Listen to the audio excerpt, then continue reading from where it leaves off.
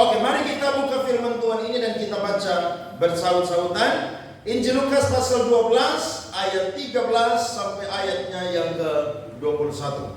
Saya akan mulai pembacaan firman Tuhan ini. Orang kaya yang bodoh. Seorang dari orang banyak itu berkata kepada Yesus, "Guru, katakanlah kepada saudaraku supaya ia berbagi warisan dengan aku." Ayat 14.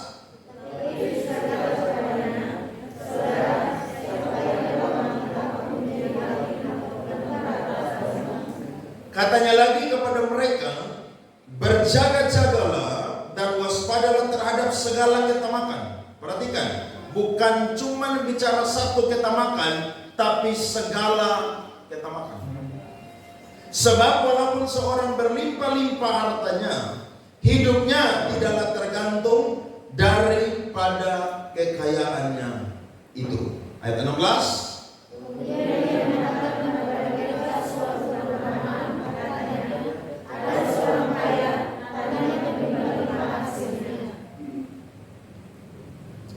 Ia bertanya dalam hatinya, "Apakah yang harus aku perbuat? Sebab aku tidak mempunyai tempat di mana aku dapat menyimpan hasil tanahku."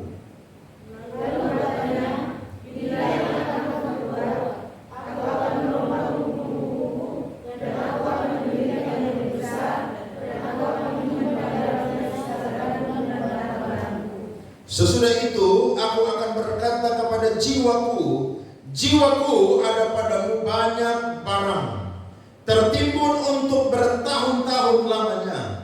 Beristirahatlah, makanlah, minumlah, dan bersenang-senanglah."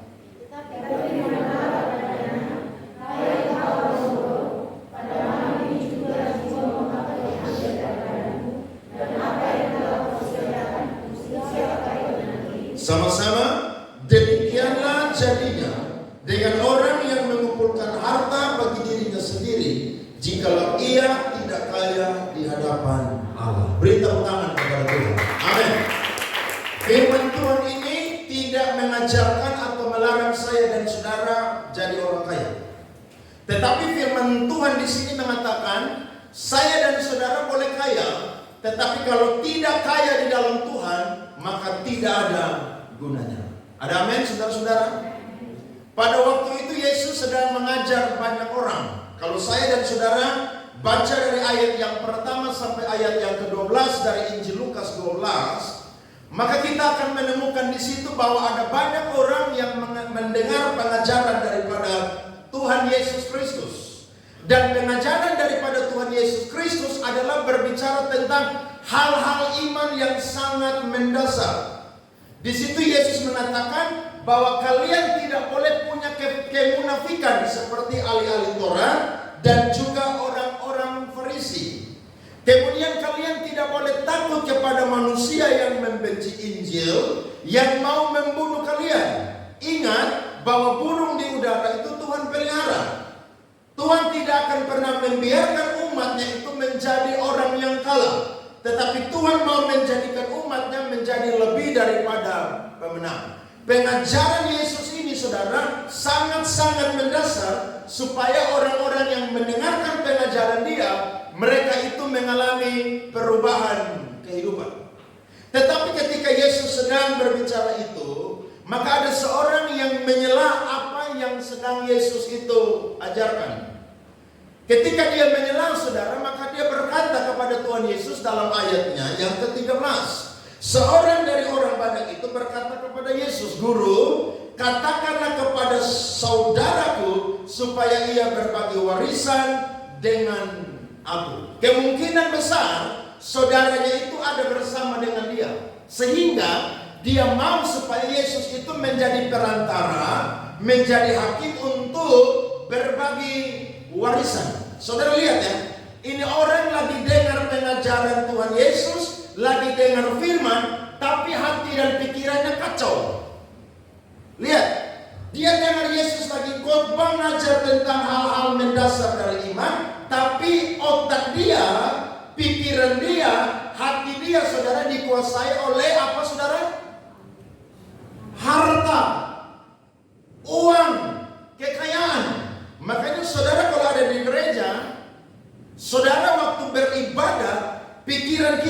fokus untuk beribadah. Saat pujian penyembahan, saudara harus memuji dan menyembah Tuhan.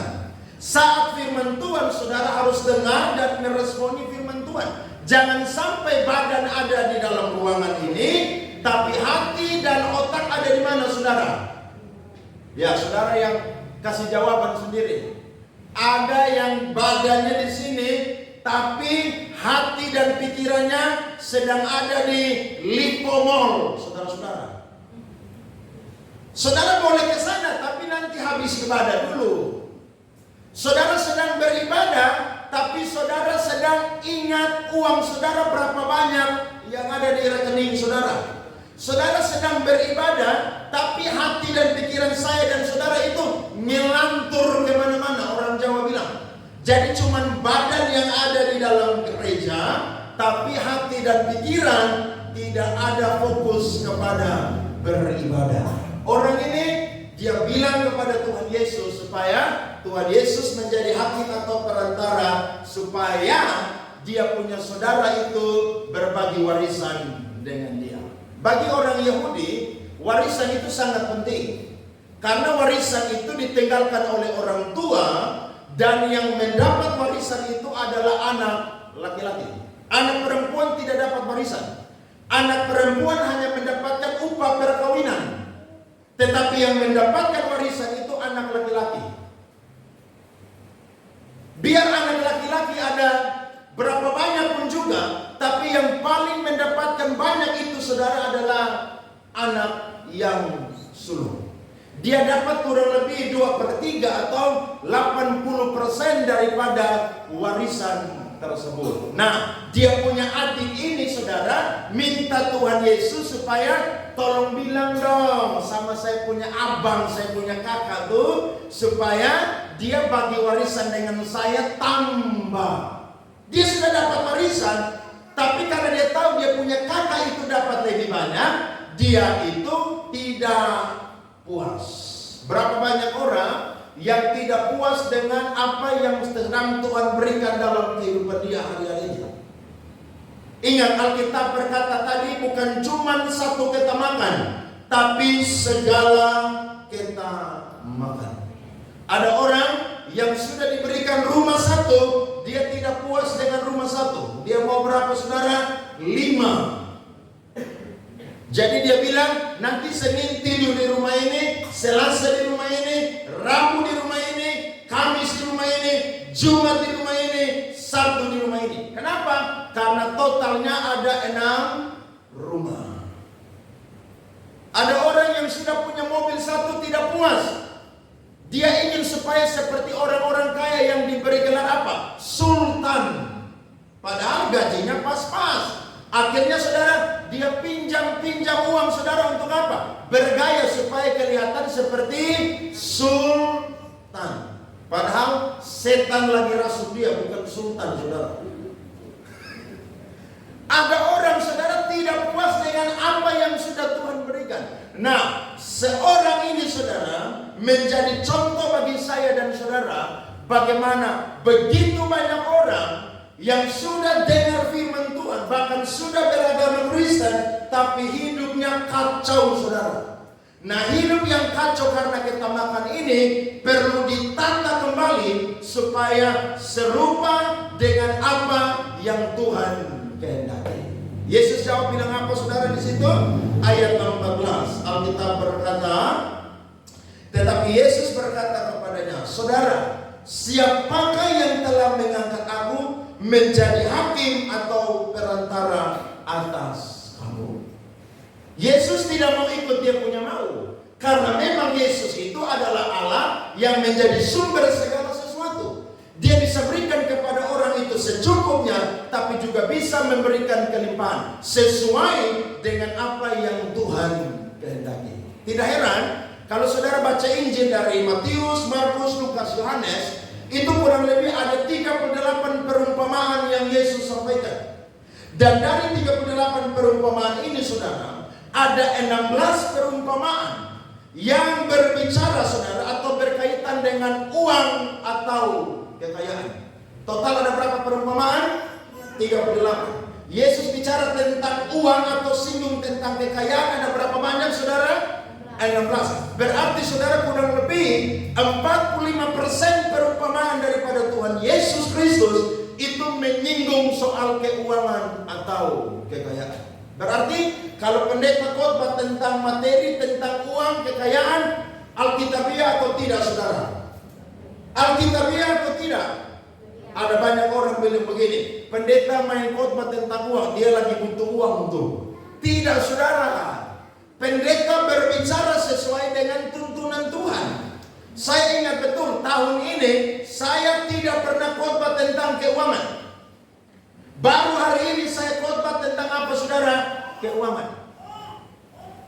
Jadi saya tidak pernah berkhotbah tujuannya supaya saudara berikan, saudara punya harta semua kepada Tuhan. Kalau itu Tuhan kehendaki, amin, puji Tuhan. Tapi saya yakin Tuhan tahu kebutuhan saya dan saudara, sehingga Tuhan selalu minta apa yang ada di tangan kita. Tuhan selalu minta itu. Tuhan tidak pernah minta sesuatu yang tidak ada di tangan kita. Nah, kalau kita lihat-lihat, kira-kira ciri-ciri dari orang yang tamak itu seperti apa? Kita akan lihat dari sisi Alkitab, tapi kalau saya dan saudara bisa lihat orang-orang di sekeliling atau orang-orang dunia, kita akan menemukan beberapa ciri-ciri. Dan saya sudah mencatat. Saudara, perhatikan. Yang pertama, ciri-ciri dari orang yang tamak adalah terlalu mencintai harta. Ingat, harta itu hanya titipan.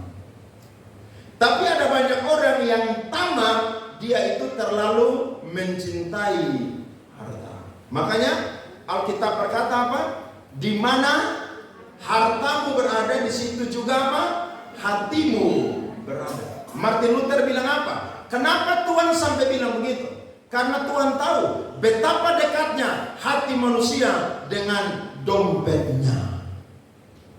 Yang kedua, semangat berlebihan dalam mencari apa? Harta. Saudara kerja hari Senin sampai hari Sabtu. Tapi ada orang yang gila harta, saudara kerja hari Minggu juga. Saudara datang ke gereja, ada pemandangan di jalan-jalan.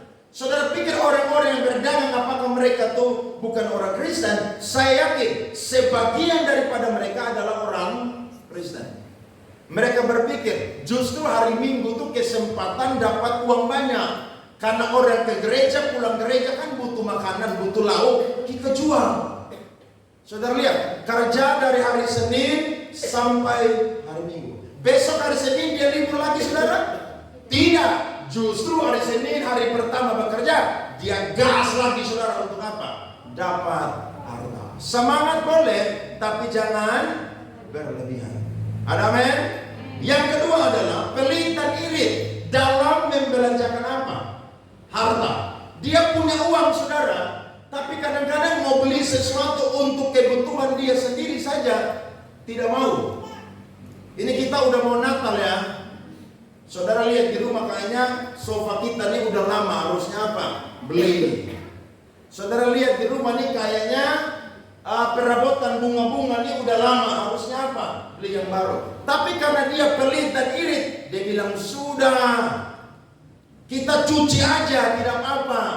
Nanti orang yang datang selamat Natal kepada kita, lihat agak lebih bagus sedikit lah. Padahal harusnya kalau dia mampu, dia beli. Justru yang lama itu kasih kepada siapa? Kasih ke tetangga yang mungkin tidak mampu atau tidak memiliki barang tersebut. Yang keempat adalah merasa berat untuk mengeluarkan harta demi kepentingan apa? Agama dan sosial. Dia kalau disuruh menabur saudara, itu susahnya minta ampun. Pendeta tantang, siapa yang mau menabur untuk pembangunan gereja? Dia tunggu semua udah nyumbang, nanti dia terakhir. Dia terakhir bukan nyumbang paling banyak, tapi dia akan menutupi yang paling kecil dan yang paling sedikit. Jadi semua sudah sumbang ya, tiba-tiba hanya kurang 2 semen sak saja saudara. Dia berkata, sudah saya semen 2 sak. Padahal dia ada uang tuh saudara, hartanya banyak, tapi dia mau nyumbang yang paling kecil. Biasanya yang nyumbang paling besar tuh yang duduk di belakang tuh. Jadi yang duduk di belakang, kalau disuruh nyumbang paling besar. Tapi yang di depan juga, nyumbang juga harus apa? Besar. Yang di tengah juga nyumbang harus apa? Besar. Berikut saudara, mendambakan kemewahan dunia. Yang ada di dia punya otak pikiran saudara apa? Harta, harta, harta. Kemudian keinginan yang tidak pernah habis, tidak pernah puas atau apa? Bersyukur. Dan yang kedelapan adalah tidak pernah memikirkan orang lain. Dia tidak pernah, hanya fokus kepada dirinya sendiri. Dari kisah ini, maka Yesus mengcounter dengan perumpamaannya. Yesus ingin memberikan contoh daripada orang yang hidupnya dikuasai oleh segala ketamakan. Yang pertama, saudara lihat ayatnya yang ke-16 sampai 17. Di situ Alkitab berkata,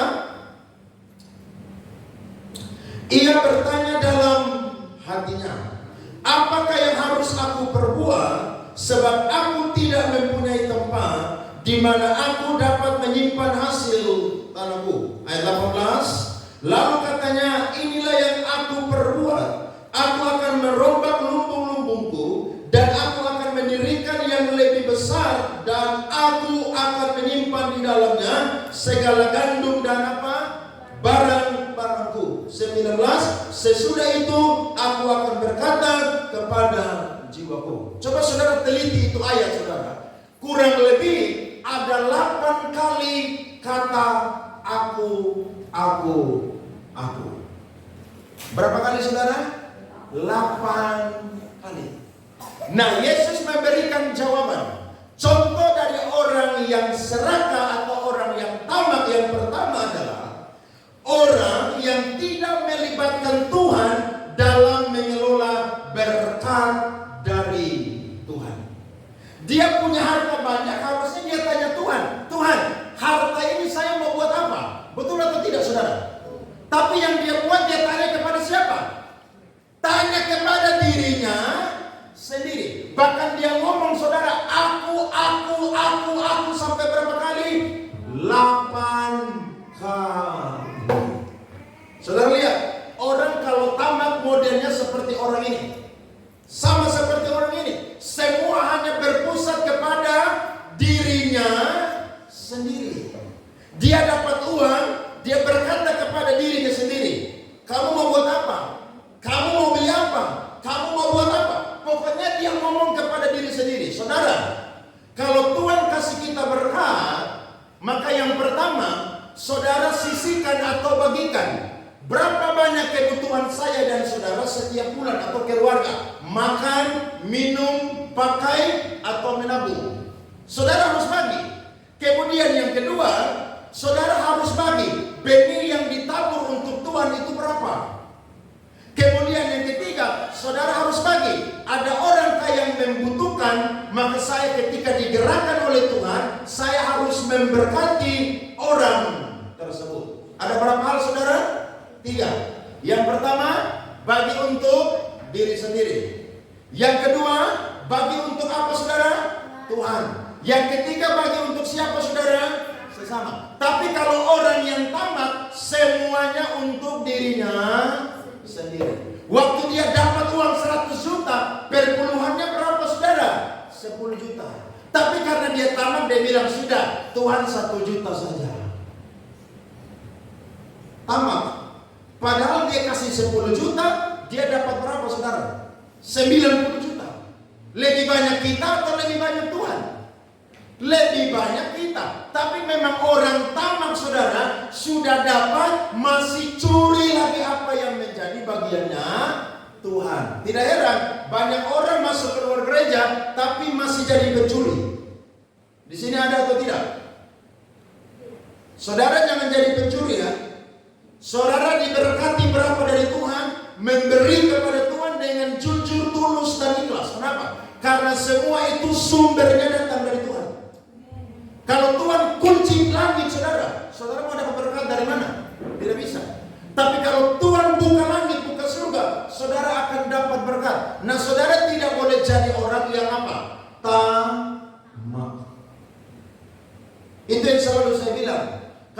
Kalau saudara tidak lulus dari hal yang kecil, jangan pernah mimpi dapat perkara yang besar. Amin.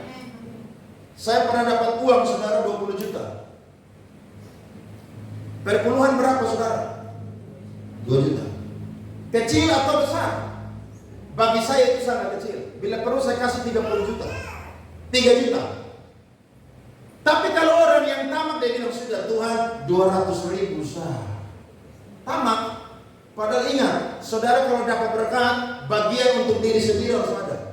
Bagiannya Tuhan harus ada. Bagian untuk memberkati sesama harus ada.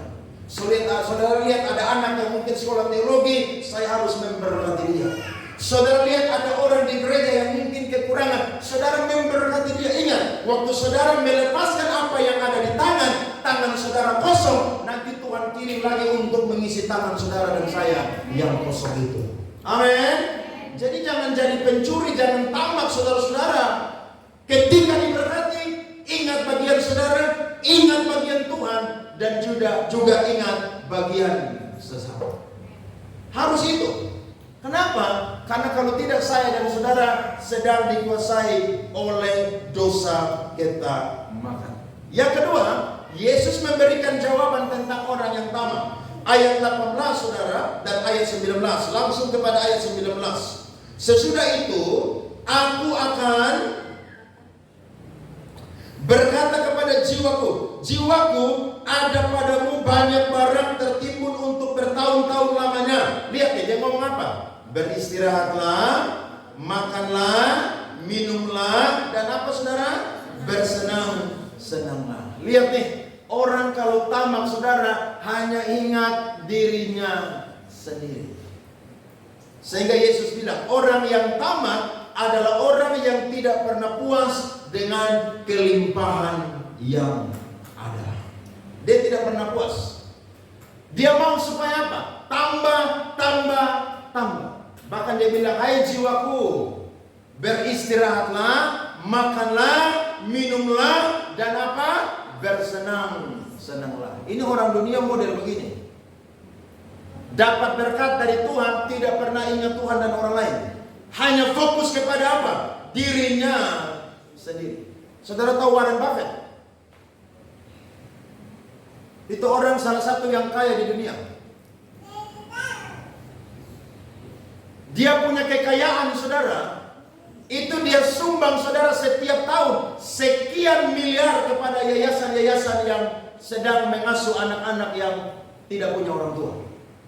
Dia nyumbang saudara. Justru ketika dia nyumbang, ada seorang yang bertanya kepada dia, mengapa engkau mau menyumbang? Dia bilang begini, dulu saya juga pernah jadi orang susah, makanya saya mau bantu orang susah. Saudara lihat tuh, saudara nggak boleh jadi orang yang kacang lupa kulit. Ada amin? Tidak boleh. Bahkan dia bilang begini, waktu saya nyumbang, justru saya bukan tambah miskin, saya tambah diberkati oleh Tuhan.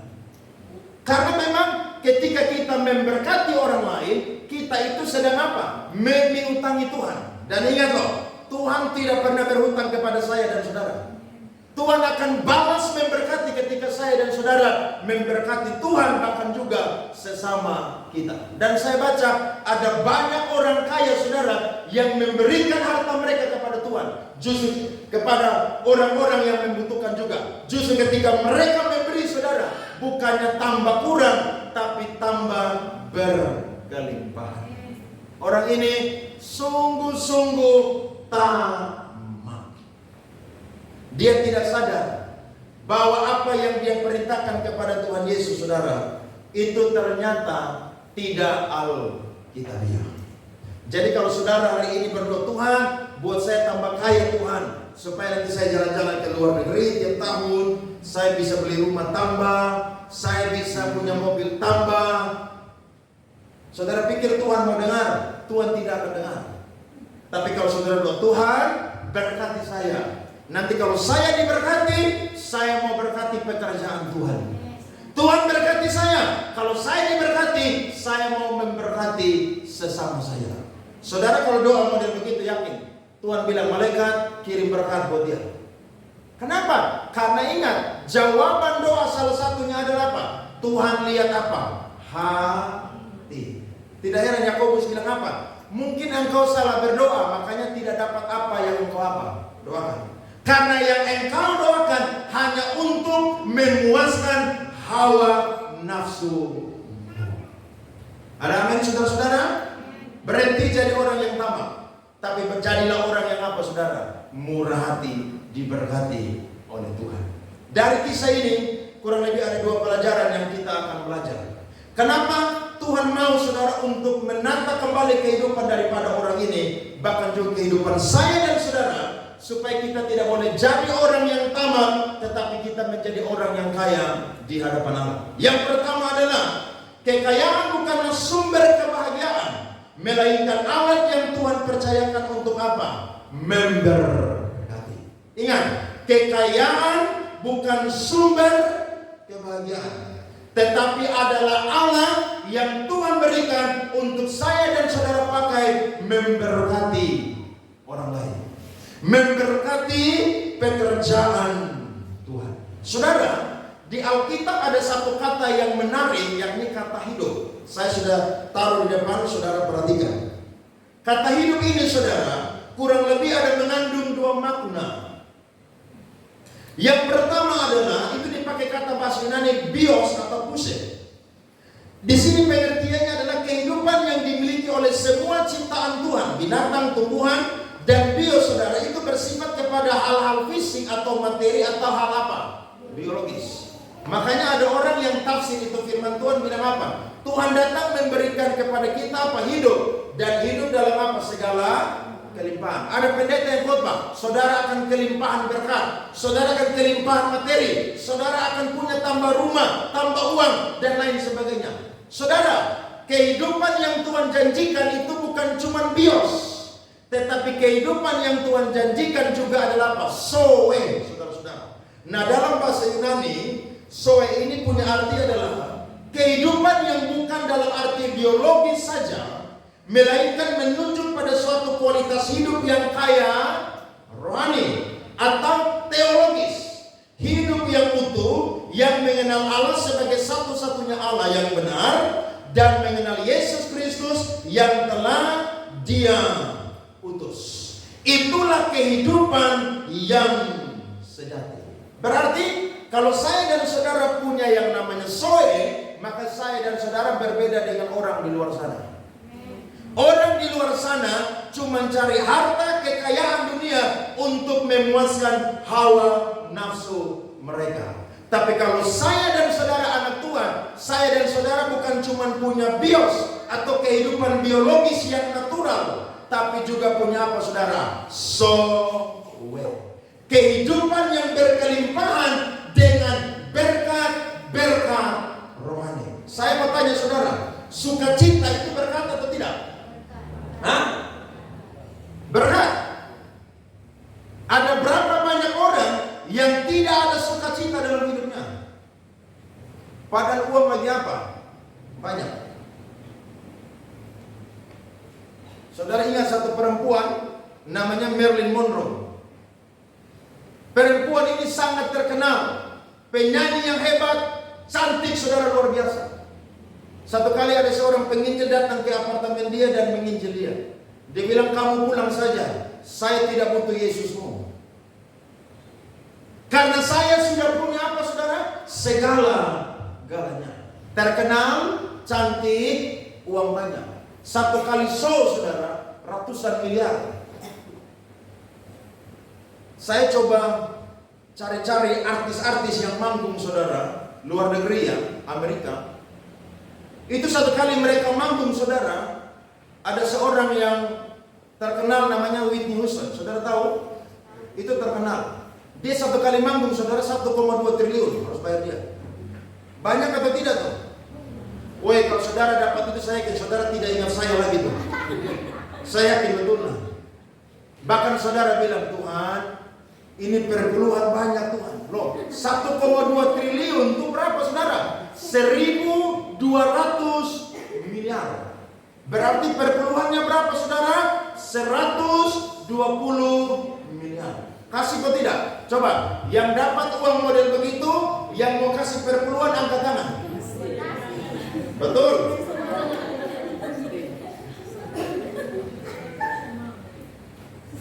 Saudara bilang, Tuhan, 1 miliar saja ya Tuhan. Saudara, saya dikuasai apa? Ketamakan. Singkat cerita, saudara, dia tolak Injil. Dia merasa bahwa uang itu adalah sumber kebahagiaan. Justru apa? Dia dapat masalah, tidak ada jalan keluar. Dia minum obat, saudara, sampai overdosis. Dan ditemukan mati di apartemennya. Saudara lihat, ada banyak orang yang punya uang banyak, tapi uang itu bukan sumber kebahagiaan. Michael Jackson, saudara tahu Michael Jackson? Dia kurang lebih, saudara, punya 12 dokter pribadi. Dan Michael Jackson punya cita-cita, dia mau hidup sampai usia 150 tahun. Makanya dia ada dokter khusus telinga, dokter khusus rambut, dokter khusus hidung, dokter khusus mulut, dokter khusus paru-paru, dokter khusus jantung, dokter khusus ginjal. Semua dokter, saudara, dia pakai, dia sewa, dia bayar sebagai dokter pribadi. Tapi saudara tahu, Michael Jackson mati, saudara, usia 50 tahun. Dia mati gara-gara apa, saudara? Overdosis obat tidur. Kenapa? Uang banyak tapi tidak bisa tidur. Makanya saudara lihat, ada orang di pinggir jalan kalau bisa tidur nyenyak, itu berkat, saudara. Ada orang tidur di kasur yang namanya Comforta, yang nomor 1 hari ini. Dia beli kasur yang mahal, mereknya apa? Big Land. Tapi bolak-balik kiri kanan, bolak-balik kiri kanan sampai pagi, tidak bisa tidur. Berarti tidur juga adalah apa? Berkat Tuhan. Saudara tidak tidur 3 hari, saudara itu seperti mayat hidup. Dia muka pucat semua, toh. Makanya saudara ini pikir berkat itu jangan terlalu tinggi-tinggi. Tuhan, kapan saya ini punya pesawat terbang ya Tuhan? Gak usah. Tuhan, kapan saya punya mobil Ferrari di rumah warna merah ya Tuhan? Saudara gak usah pikir yang tinggi-tinggi. Kalau saudara masih bisa diberikan sukacita hari ini, itu berkat Tuhan yang luar biasa. Saudara masih bisa tidur nyenyak, itu berkat Tuhan yang luar biasa. Saudara masih bisa punya hati yang bersyukur kepada Tuhan, itu berkat Tuhan yang luar biasa. Jadi jangan pikir yang besar-besar, yang tinggi-tinggi aja. Yang kecil-kecil, yang sederhana saja, saudara, itu berkat Tuhan. Kenapa? Karena uang bukan sumber kebahagiaan. Ada suami yang cari uang non-stop, Senin sampai Minggu kerja terus, tidak pernah punya waktu dengan istri dan anak-anak. Kira-kira istri bahagia atau tidak? Istri tidak bahagia. Akhirnya istri selingkuh dengan siapa? Sopir pribadi. Karena suami sibuk cari uang, sebentar terbang ke sana, sebentar proyek di sana, tidak ada waktu dengan istri dan anak. Biar engkau kasih dia uang berapa banyak pun juga, tapi kalau dia tidak dapat kebahagiaan, selingkuh. Ya, ada banyak orang yang kalau kita nonton berita, suami kaya raya, tapi apa? Selingkuh. Bahkan beberapa bulan yang lalu saudara baca atau nonton di TikTok kan berita, ada seorang perempuan yang cantik sekali.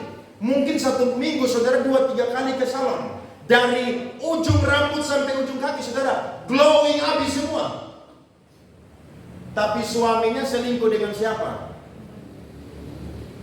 Pembantu. Saudara, kalau bandingkan pembantu dengan istrinya, langit dan bumi. Korea dan Afrika, saudara.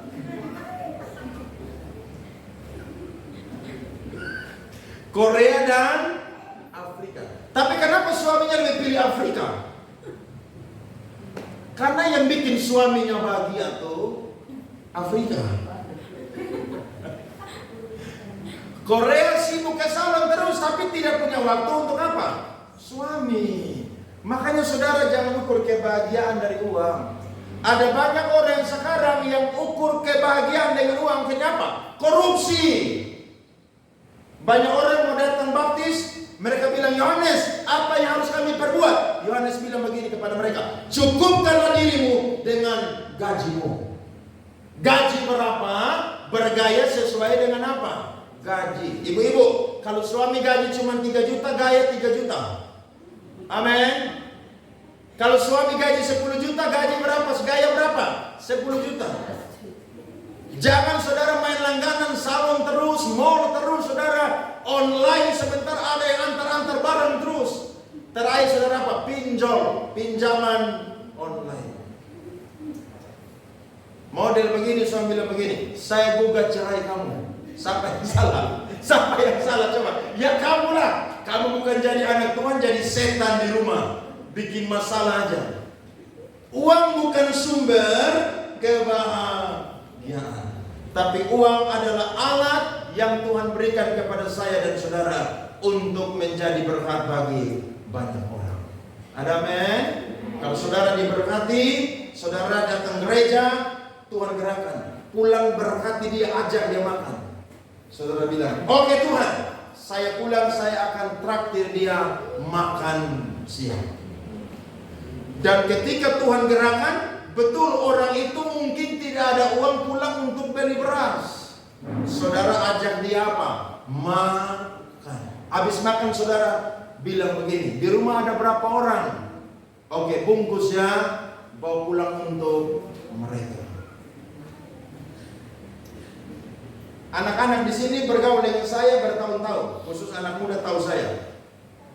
Saya orang yang kalau jalan dengan mereka tidak akan buat mereka lapar, pasti kenyang. Tanya aja.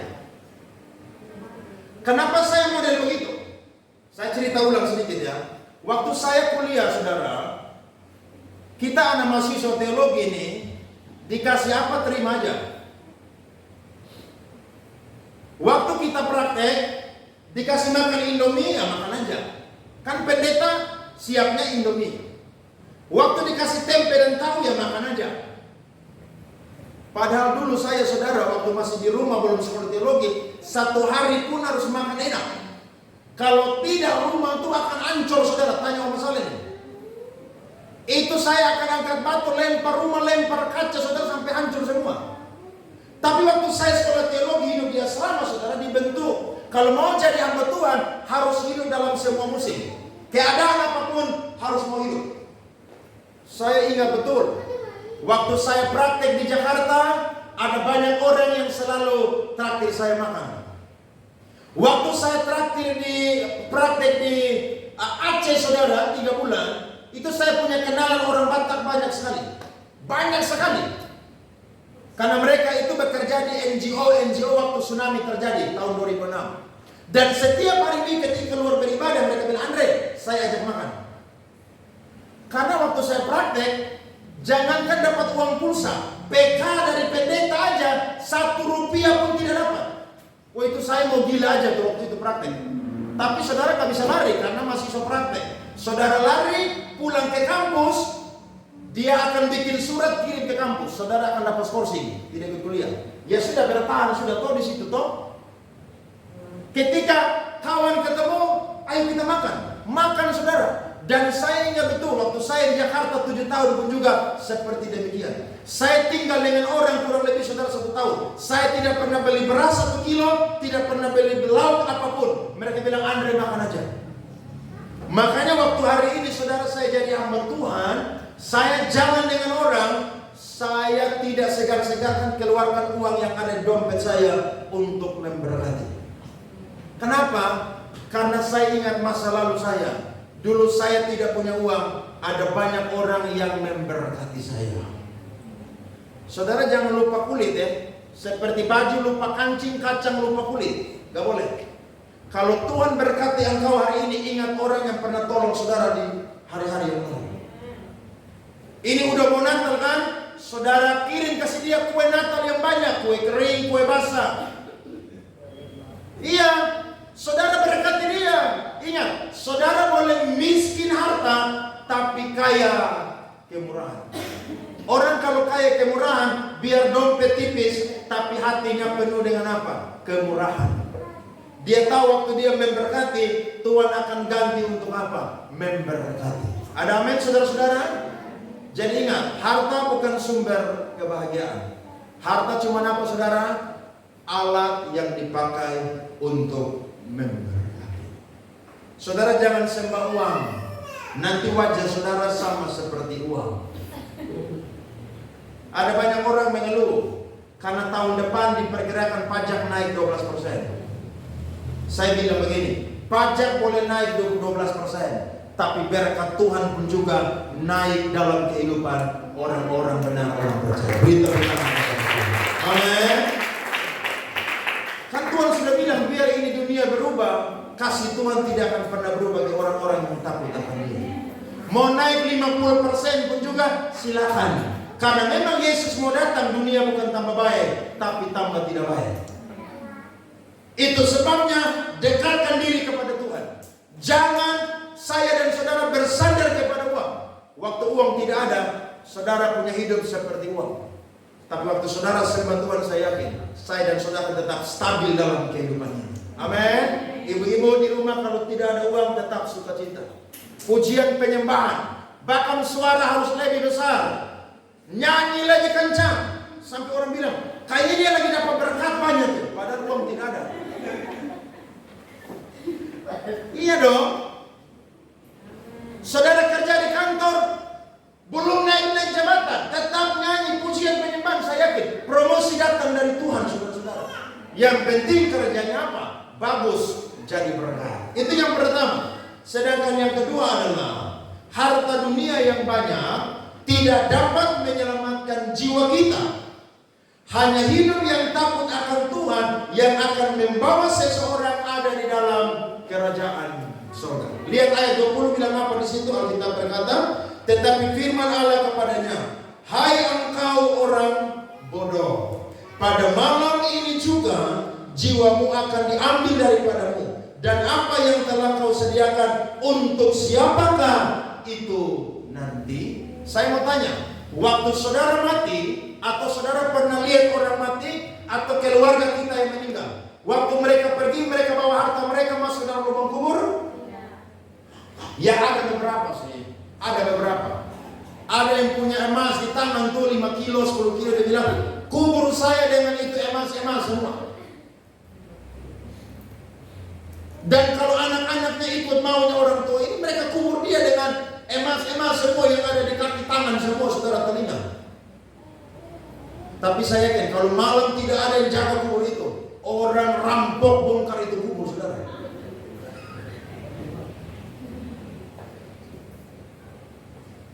Tapi mayoritas kalau orang mati tidak bawa apapun juga. Makanya Ayub bilang apa? Datang dengan telanjang, pulang dengan telanjang. Artinya datang tidak bawa apa-apa. Jangankan bawa emas, permata, berlian, saudara. Gigi aja tidak bawa, saudara-saudara. Tidak ada tuh bayi yang baru lahir langsung ada gigi. Tidak ada. Jadi saya dan saudara ini ingat, kita mati, kita tidak bawa apa-apa. Jadi harta kita, kekayaan kita tidak menyelamatkan jiwa kita. Yang menyelamatkan jiwa itu siapa, saudara? Tuhan Yesus. Makanya Yesus ngomong di ayat-ayat yang di atas tadi, jangan takut kepada mereka pembenci-pembenci Injil yang mau membunuh kalian. Sebab sehelai rambut kalian jatuh tidak pernah tidak seizin daripada saya. Mau selamat harus terima Tuhan Yesus Kristus. Ingat Sakeus? Waktu Yesus mau lewat kota Yeriko, Sakeus tidak mau melewatkan kesempatan untuk lihat Tuhan Yesus. Tapi justru dia punya niat mau lihat Tuhan Yesus, berubah menjadi perjumpaan dengan Tuhan Yesus. Dia bilang begini, waktu orang-orang Farisi bilang, Yesus itu menumpang di rumah orang berdosa.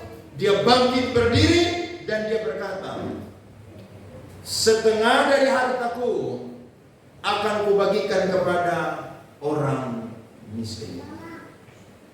Yang kedua, kalau saya pernah merugikan orang, saya akan ganti 4 kali lipat. Ternyata orang ini sudah mengalami kemerdekaan keuangan. Saya pernah ikut seminar tentang keuangan. motivator bilang begini, kalau saudara punya uang sekian miliar di deposito atau tabungan saudara, saudara sudah mengalami kemerdekaan finansial. Tapi waktu saya baca kisah tentang Zakeus, ternyata orang yang mengalami kelimpahan atau kemerdekaan finansial bukan uang banyak. Pas-pas juga itu mengalami kemerdekaan keuangan. Yang penting harta itu dipakai untuk apa? Memuliakan Tuhan dan memberkati sesama. Amsal bilang apa? Muliakanlah Tuhan dengan apa?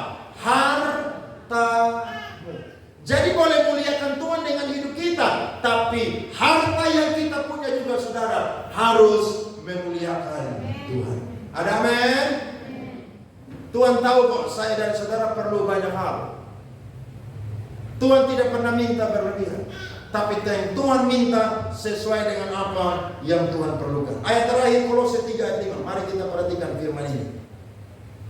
Kolose 3 ayat yang kelima, Alkitab berkata, karena itu matikanlah dalam dirimu segala sesuatu yang apa?